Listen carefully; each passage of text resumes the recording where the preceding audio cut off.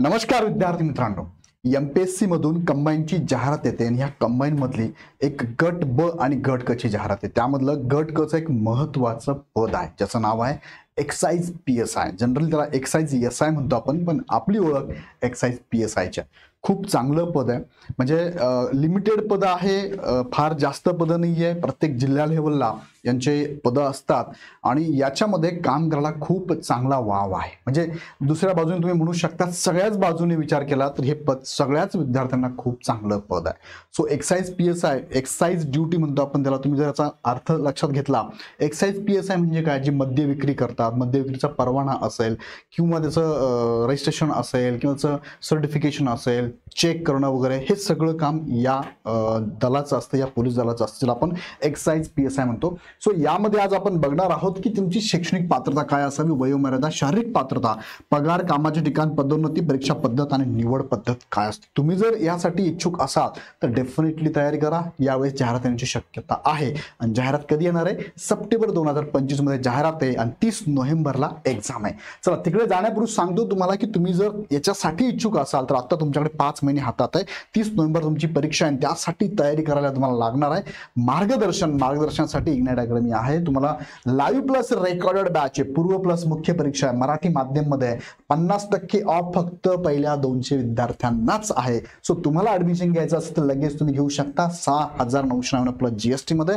So ही batch चालू होते 5 जुलै पासून, लाईव्ह प्लस रेकॉर्डेड आहे आणि ह्या बॅचचं वैशिष्ट्य प्रत्येक विषयाला सेपरेट फॅकल्टी आहे, प्रत्येकाचे पीडीएफ नोट्स अवेलेबल आहे, प्रत्येक विषयाची चॅप्टर वाईज, सब्जेक्ट वाईज आणि फुल लेंथ टेस्ट सुद्धा अवेलेबल आहे, मेंटोरिंग असणार आहे, तुम्हाला डाऊट क्लिअरिंग सेशन पण असणार आहे। सो विद्यार्थी मित्रांनो, याच्यावरती लगेच विचार करा, विचार करूच नका, डायरेक्ट ऍडमिशन घेऊन टाका। तुम्हाला स्कोर वाढवायचा असेल ना तर डेफिनेटली तुम्ही विचार करू नका, कारण फार कमी फी सध्या आहे, नंतर फी वाढणार। यासाठी काय करा, आपलं ऍप डाउनलोड करा आणि डायरेक्टली बॅच परचेस करा। शंका असेल तर ह्या नंबरला कॉल करा।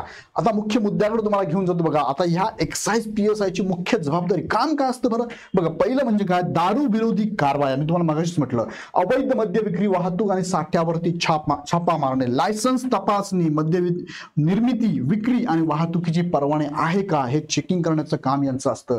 नियमांचे उल्लंघन रोखणे, राज्य उत्पादन शुल्क कायद्यांची अंमलबजावणी करण्यासाठी महत्वाचं पद आहे। गुप्त माहितीवर कारवाई, गुप्त माहितीच्या आधारे गुन्हे उघडकीस आणणे आणि प्रशासकीय काम, अहवाल तयार करणे आणि न्यायालयीन कामासाठी साक्ष देण्याचं काम यांचं असतं। खूप चांगलं पद आहे आणि त्यामध्ये पोस्टिंग कुठे असते? जिल्हा उत्पादन शुल्क कार्यालय। तुम्हाला म्हटलं प्रत्येक जिल्ह्याला यांचं ऑफिस आहे, बरोबर आहे। सीमा तपासणी नाके असतात, चेक पोस्ट आता बघा बऱ्याच, म्हणजे महाराष्ट्र गुजरातची बाउंड्री आहे, महाराष्ट्र मध्य प्रदेशची बाउंड्री आहे, शहर व ग्रामीण भागातील उत्पादन शुल्क गस्त पथके पण असतात, त्यामध्ये त्यांचं काम असतं। आणि यामध्ये या पदाचं पदोन्नती पण होते बघा। कशी पदोन्नती आहे? एक्साइज पीएसआय म्हणून तुम्ही जॉईन झाला की नंतर तुमचं 6 वर्षांनी 7 वर्षांनी एक्साइज इन्स्पेक्टर, त्यानंतर excise superintendent, deputy commissioner grade लेवलचा असतो आणि त्याच्यानंतरचे जे आहे असिस्टंट कमिशनर आणि deputy commissioner of state excise. खूप चांगले पद आहेत, याच्यावर जाण्यासाठी तुम्हाला साधारणतः 8 वर्षाचा कालावधी लागतो आणि डिपार्टमेंटल एक्झाम पण असतात। आणि दुसरं म्हणजे काय, डिपेंड करतं की त्या ठिकाणी जागा व्हॅकंट आहे का, तुमच्या पदानुसार, तुमच्या वयामानानुसार, तुमच्या अनुभवानुसार। सो तुम्हाला इथे प्रमोशन पण मिळत असतं। पगार पगार पगार तर एकदम बघा, पे बँड 29,200 पासून 92,300 पर्यंत पगार आहे। हातात वेतन तुमच्या जे येणार ते 55,000 आहे। भत्त्यानुसार ते बदलणार आहे, भत्ते DA, HRA, TA, uniform allowance इत्यादी सगळं मिळतं आणि बरंच काही मिळतं। म्हणजे हे पदच तसं आहे ना, बरंच काही मिळण्यासारखं पद आहे। सो डेफिनेटली यासाठी तुम्ही तयारी करा असं मला वाटतंय। हे पद बघा, दुय्यम निरीक्षक, राज्य उत्पादन शुल्क म्हणून त्याची ओळख आहे। दुय्यम निरीक्षक ज्याला आपण एसआय म्हणतो, पीएसआय म्हणतो। S12 रुपये 32,000 पासून 1,01,600 पर्यंत, म्हणजे साधारणतः तुम्हाला 45-50,000 पर्यंत सॅलरी आहे। नियुक्ती कुठे आहे? राज्य शासनाच्या राज्य उत्पादन शुल्क विभागाच्या महाराष्ट्रातील कोणत्याही कार्यालयामध्ये तुमची बदली होऊ शकते आणि सेवा ज्येष्ठतेनुसार तुमचं पदोन्नती होऊ शकते, प्रमोशन होऊ शकतं। मग आता मला एक्साइज पीएसआय व्हायचं आहे सर, खूप चांगलं पद एक्साइज पीएसआय व्हायचं आहे, मग सांगा मला यासाठी पात्रता काय? तर शिक्षण काय लागतं, वय काय लागतं आणि शारीरिक पात्रता काय लागते? चला बघून घेऊया आपण। मग याच्यासाठी शिक्षण म्हणजे काय, फक्त मान्यताप्राप्त विद्यापीठाची पदवी, एनी ग्रॅज्युएट, बी असेल, बीकॉम असेल, बीएससी असेल, मेडिकल असेल, काय लॉ असेल, सर कोणीही चालणार आहे, काही प्रॉब्लेम नाहीये। वायसेम मधून केलं काय किंवा इग्नू मधून केलं काय, बाहेरून केलं असेल तरी चालणार आहे। लास्ट इयर अपेअर विद्यार्थी पण फॉर्म भरू शकतो। दुसरा महत्वाचा मुद्दा, तुमचं एटीकेटी लागला असेल, फेल झाला असेल, काही चालेल, काही प्रॉब्लेम नाही। गॅप घेऊन तुम्ही ग्रॅज्युएशन केलं असेल तरी चालेल. ग्रॅज्युएशनला किती मार्क आहे काय घेणार नाही, फक्त ग्रॅज्युएशनचं सर्टिफिकेट तुमच्या हातात असावं लागेल. तुम्ही फॉर्म भरू शकता, डेफिनेटली भरू शकता. शैक्षणिक पात्रता दुसरं आहे की तुमची वयोमर्यादा साधारणतः ह्या पदासाठी बघा, दुय्यम निरीक्षक ह्या पदाकरिता तुमचं कमीत कमी 18 वय लागतं. ओपन कॅटेगरीमध्ये असाल तर 38 पर्यंत तुम्ही एक्झाम देऊ शकता आणि कॅटेगरीमध्ये असाल तर वयाच्या 43 वर्षापर्यंत एक्झाम देऊ शकता. हवं तितक्या वेळ देऊ शकता. अटेम्प्ट नाहीये, तुम्ही आता 42 वर्षात आहात तरी पण एक्झाम देऊ शकता. ओके, म्हणजे लिमिट नाहीये किती एक्झाम देऊ शकता, एज बार होईपर्यंत तुम्ही एक्झाम देऊ शकता. आता यामध्ये शारीरिक पात्रता आहे का? यस यस यस, डिपार्टमेंटचं पोस्ट आहे, वर्दीची पोस्ट आहे ना, मग याला शारीरिक पात्रता येतेच. काय शारीरिक पात्रता आहे?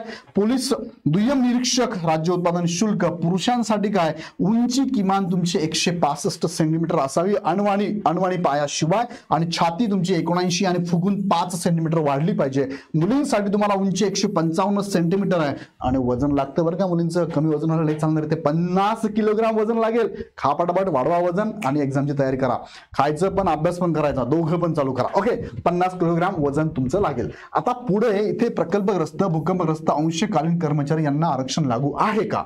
तर याची ऍड जर बघितली ना तुमच्या लगेच लक्षात बघा. ऍड मी तुम्हाला ऍड दाखवतो त्याची. ह्या ऍड मध्ये तुम्हाला मेन्शन केलेलं आहे याच्यात. एकच मिनिट.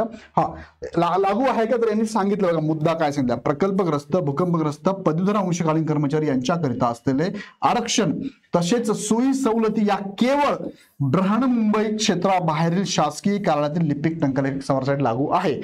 आता हे लक्षात घ्या, मुंबईच्या जागेसाठी फक्त हे आरक्षण असतं, बाकी गट क ला मात्र तुम्हाला यांना आरक्षण लागू आहे. या पदाला आरक्षण लागू आहे, म्हणजे हे विद्यार्थी या पदासाठी फॉर्म भरू शकतात. फक्त मुंबईमधले, बृहन्मुंबईमधले जे लिपिक टंकलेखकच्या जागा आहेत ना त्याला फक्त नसतं, बाकी इथे तुम्ही फॉर्म भरू शकता.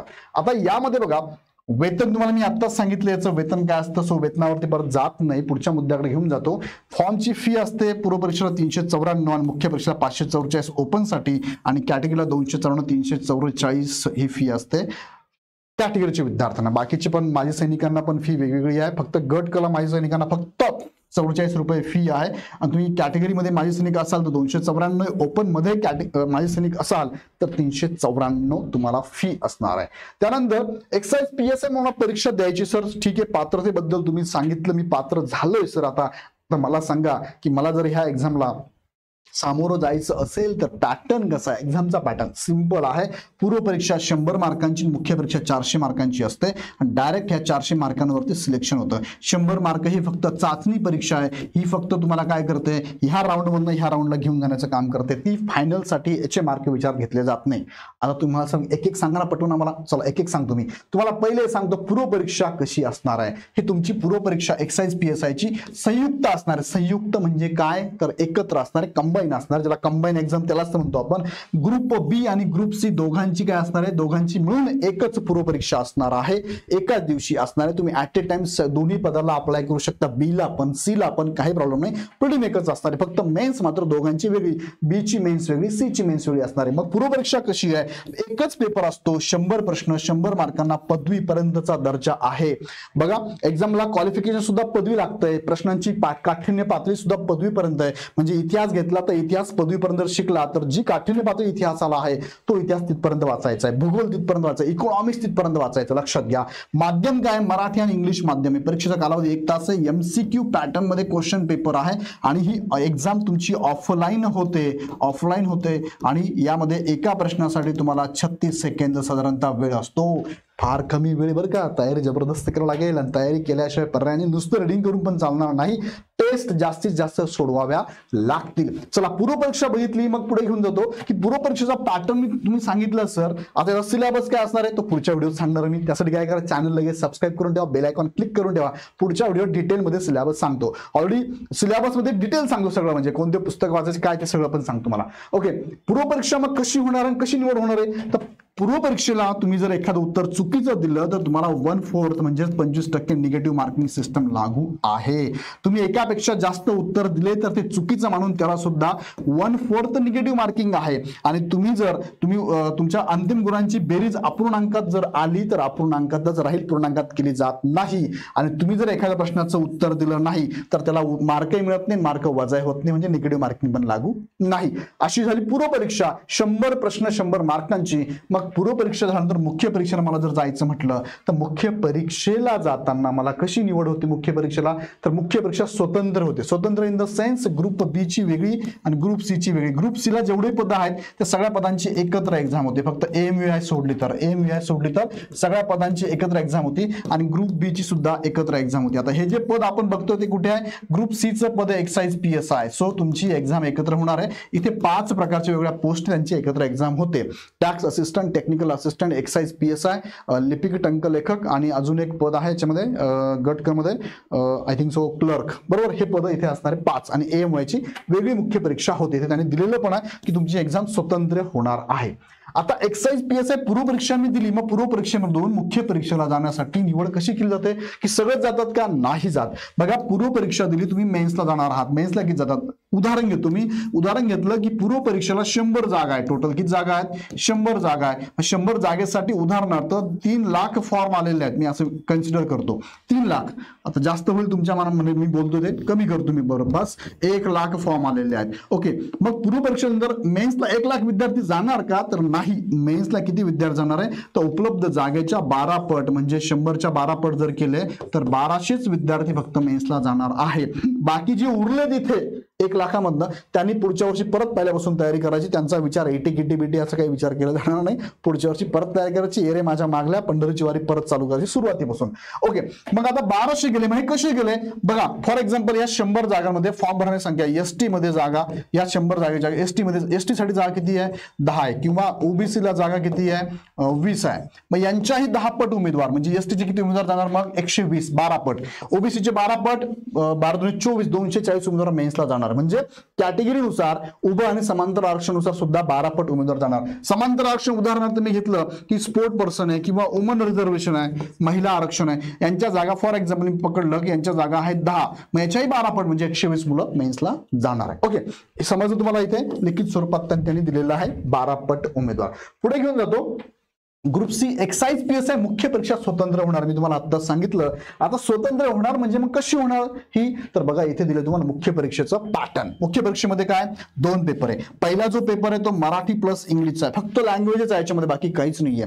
बघा आता तुम्ही लक्षात घ्या, पूर्व परीक्षेला आणि मुख्य परीक्षेला, पूर्व परीक्षेचा जो पेपर आहे तो पेपर, मुख्य परीक्षेचा दुसरा पेपर, जवळपास हा इथे सब्जेक्ट तेच आहे, वेगळे नाही. म्हणजे मुख्यचा अभ्यास तुमचा प्रिलिमलाच होऊन जातो, लक्षात घ्या. फक्त एवढाच पेपर वेगळा आहे मेन्सचा. मराठी इंग्लिश प्रत्येकी 50-50 क्वेश्चन, प्रत्येकी 100-100 मार्काला, प्रत्येक प्रश्न 2-2 मार्काला असतो. मराठी तुमचा 12वी दर्जा आहे, पदवी पर्यंत इंग्लिशचा दर्जा आहे. क्वेश्चन पेपर तुमचा मराठीचा मराठीमध्ये, इंग्लिशचा इंग्लिशमध्ये 1 तास वेळ, MCQ पॅटर्न आहे. दुसरा पेपर सुद्धा 100 प्रश्न 200 मार्कांना, पदवी दर्जा आहे, मराठी इंग्लिश दोन्ही लँग्वेज मध्ये असतो, 1 तास वेळ, MCQ पॅटर्न आहे. म्हणजे इथे लक्षात घ्या की इथे सुद्धा तुम्हाला एक क्वेश्चन सोडवायचा असेल तर 36 सेकंद वेळ आहे. खूप जबरदस्त तयारी करावी लागेल. दोन्ही पेपर मिळून तुमचे 400 मार्कांची ही एक्झाम असते आणि 400 वर तुमचं फायनल मेरिट लागतं. पूर्वचे मार्क पकडता का, नाही, 400 मार्क पकडले जातात फक्त. आता इथे दिलेलं आहे तुम्हाला केवळ PSI साठीच फक्त 100 गुणांची शारीरिक चाचणी आणि मुलाखत असते. एक्साइजला मुख्य परीक्षेनंतर शारीरिक चाचणी, मैदानी चाचणी नसते, मुलाखत नसते, डायरेक्ट सिलेक्शन आहे. मग मुख्य परीक्षेचे पॅटर्न कसं आहे, सेम पूर्व परीक्षेसारखाच आहे. चुकीच्या उत्तराला 1/4 निगेटिव्ह मार्किंग आहे. चुकीचं एकापेक्षा जास्त उत्तर दिली तर 1/4 निगेटिव्ह मार्किंग आहे. तुमची बेरीज अपूर्णांकात आली तर तशीच ठेवली जाते. तुम्ही उत्तर दिलंच नाही, तुम्हाला मार्क मिळत पण नाही, वजा पण होत नाही.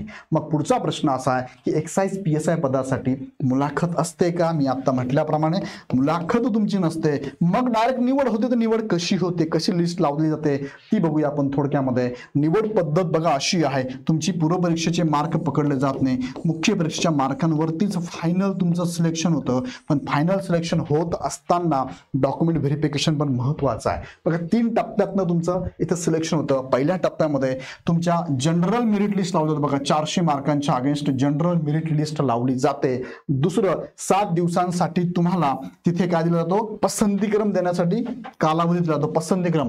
कारण ग्रुप सी मध्ये तुम्हाला 5 पद आहेत ना, tax assistant, technical assistant, clerk आहे, त्यानंतर हे एक्साइज PSI.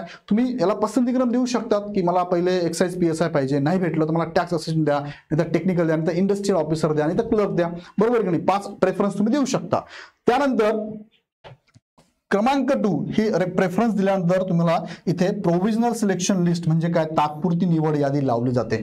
तात्पुरती निवड यादी लावल्यानंतर जर काही विद्यार्थ्यांना वाटलं की सर मला हे पद नकोय, मला हे पद नकोय, मला दुसरं पाहिजे, मला नाही करायचं, मी फक्त जस्ट एक्झाम दिली, वेगवेगळी कारण असू शकतात, मग तुम्हाला ऑप्टिंग आउटचा ऑप्शन दिला जातो. ऑप्टिंग आउट म्हणजे काय, बाहेर पडण्याचा मार्ग, मला ह्या प्रोसेसमधून बाहेर पडायचं, जेणेकरून लगेच काय खालच्या मुलाला संधी दिली जाते. ओके, समजलं. नंतर मग तात्पुरती निवड यादीनंतर तुमचा डीव्ही होणार, ऑप्टिंग आउट होणार. 7 दिवसाच्या कालावधीमध्ये ऑप्टिंग आउट झालं की फायनल रेकमेंडेशन लिस्ट लागणार. फायनल डीबी होणार आणि फायनल डीबी म्हणजे डॉक्युमेंट व्हेरिफिकेशन, तुमच्या कॅटेगरीच्या अगेन्स्ट जे काय डॉक्युमेंट लागतात ते लागणार आणि मग तुमचं फायनल डायरेक्ट सिलेक्शन आणि डायरेक्ट नियुक्ती तुम्हाला मिळणार. मग याला शतमत पद्धत लागू आहे का ह्या प्रोसेसमध्ये? यस आहे. कुठे लागू आहे? मेन्स मधून जेव्हा तुमचं फायनल रेकमेंडेशन केलं तर फायनल सिलेक्शन किंवा फायनल मेरिट लिस्ट लावलं जाते, फायनल मेरिट लिस्ट लावलं जाते ना, त्यासाठी इथे तुम्हाला प्रोसेस कोणती आहे? शतमत पद्धत, त्याला आपण काय म्हणतो? पर्सेंटाईल सिस्टम म्हणतो, लागू आहे. कशी लागू आहे बघा. ओपन कॅटेगरीच्या उमेदवारांना 35 आहे, कॅटेगरीच्या विद्यार्थ्यांना 30 पट आहे, दिव्यांगांना 20 आहे, पात्र खेळाडूंना 20 आहे, अनाथांना 30 आहे, प्रकल्प, भूकंप आणि अंशकालीन सुद्धा 30 शतमत आहे. आता शतमत म्हणजे टक्के याला म्हणत नाही, पर्सेंटाईल म्हणतात. कसं? एक उदाहरण तुम्हाला देतो मी. कुठे लागू हे? मेन्सच्या पेपरला.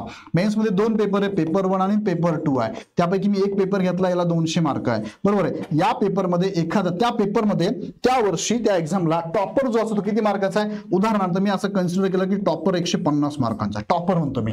मग ह्या टॉपरच्या अगेन्स्ट म्हणजे 150च्या अगेन्स्ट काय? ओपनला किती पाहिजे? 35 शतमत कमीत कमी पाहिजे. कॅटेगरीला किती पाहिजे? 30 शतमत पाहिजे.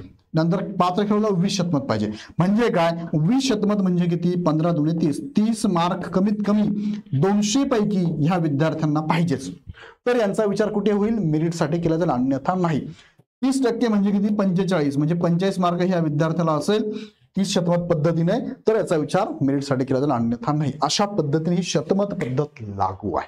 आलं लक्षात तुम्हाला? चला मी पुढे घेऊन जातो. याच्यावरती सेपरेट माझा व्हिडिओ असेल तो बघून घ्या, पूर्ण कन्सेप्ट क्लिअर होऊन जाईल. बघा, अभ्यास करण्याच्या अगोदर, युद्ध लढण्याच्या अगोदर सगळ्या गोष्टी जवळ करणं गरजेचं आहे, जाणून घेणं गरजेचं आहे. शत्रूकडे काय काय लक्षात घेणं गरजेचं आहे आणि त्यानुसार तयारी जबरदस्त करावं लागेल, नाहीतर काय गडबड होऊन जाते आपल्या. लक्षात घ्या. पुढे घेऊन जातो तुम्हाला मी.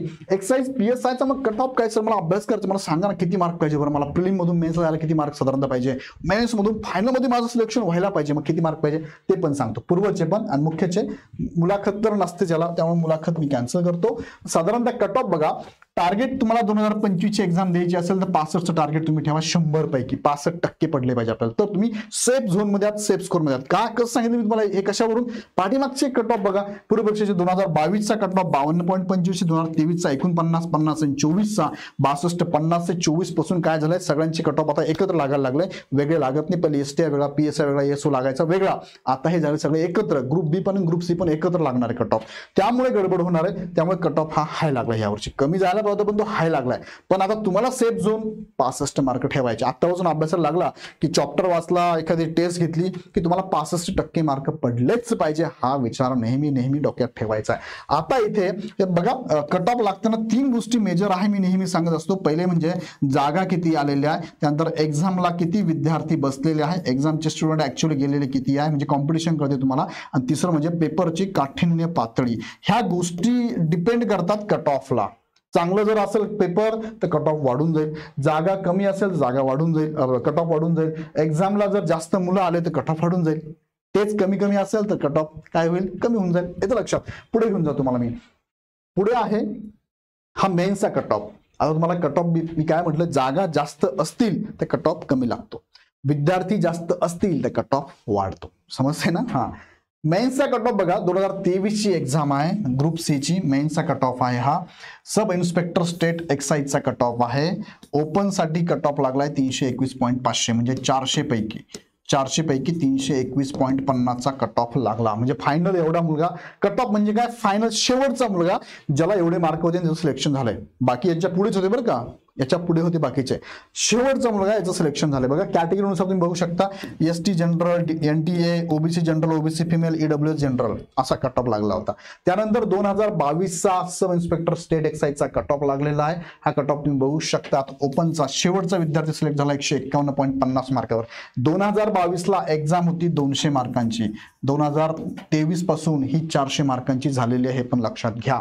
100 मार्काला पहिला पेपर, 100 मार्काला दुसरा पेपर, असा पॅटर्न होता. नंतर नंतर हा आता 400 झालाय. कॅटेगरीनुसार तुम्ही बघू शकता. 2021चा कट ऑफ आहे बघा. Open general female sport ex serviceman, SC ला general female sport ex serviceman, हे सगळं तुम्ही बघू शकता इथे तुमच्या कॅटेगरीनुसार. ओपनचा शेवटचा विद्यार्थी 149चा होता, 200 पैकी होता हा. म्हणजे इन अँड ॲव्हरेज जर विचार केला तर मुख्य परीक्षेला टार्गेट किती असावं? 80% म्हणजे 320, 400 पैकी 80% मार्क पडले पाहिजे असं कट ऑफ ठेवावं लागेल तुम्हाला, कारण स्पर्धा वाढत चालली आहे. MPSCचा अभ्यास करणारा मुलगा आता कंबाईन मध्ये आलाय का? आला कारण MPSC डिस्क्रिप्टिव्ह झाली आहे. सो अभ्यास जबरदस्त करावा लागेल. हा कट ऑफ मेन्सचा आहे. आता हा कट ऑफ जो आहे हा प्रिलिमचा आहे आणि मेन्सचा मी तुम्हाला इथे सांगितलंय की 320-80%चा कट ऑफ ठेवणं गरजेचं आहे आणि त्यासाठी तुम्हाला अभ्यास जबरदस्त करावा लागेल आणि मार्गदर्शन घेणं गरजेचं असेल तर नक्की घ्या इग्नाइट अकॅडमी. मी तुम्हाला सजेस्ट करतो, गॅरंटेड सांगतो की ही बॅच तुम्ही जॉईन करा, तुमचा स्कोर नक्की वाढेल. पूर्व प्लस मुख्यचा सिलेबस पूर्ण शिकवलं जाणार मराठी माध्यममध्ये आहे. पहिल्या 200 विद्यार्थ्यांना 6,999 प्लस GST मध्ये ही बॅच अवेलेबल. बॅच 5 जुलैपासून चालू होते. पटापट ऍडमिशन करा कारण 200 विद्यार्थ्यांनाच सूट आहे. ह्या सगळ्या फॅसिलिटी ह्या बॅच मध्ये आहे. काय करायला यासाठी तर इग्नाइट अकॅडमीचा ऍप डाउनलोड करून डायरेक्ट परचेस करा. काही शंका असेल तर 88-88-99-6116 ह्या नंबरला कॉल करा. सो व्हिडिओ आवडला तर लाईक करा, चॅनल सबस्क्राईब करा आणि अजून काही तुमच्या मनात प्रश्न असतील तर कमेंट बॉक्समध्ये नक्की टाका. पुन्हा व्हिडिओ नेक्स्ट व्हिडिओमध्ये. धन्यवाद.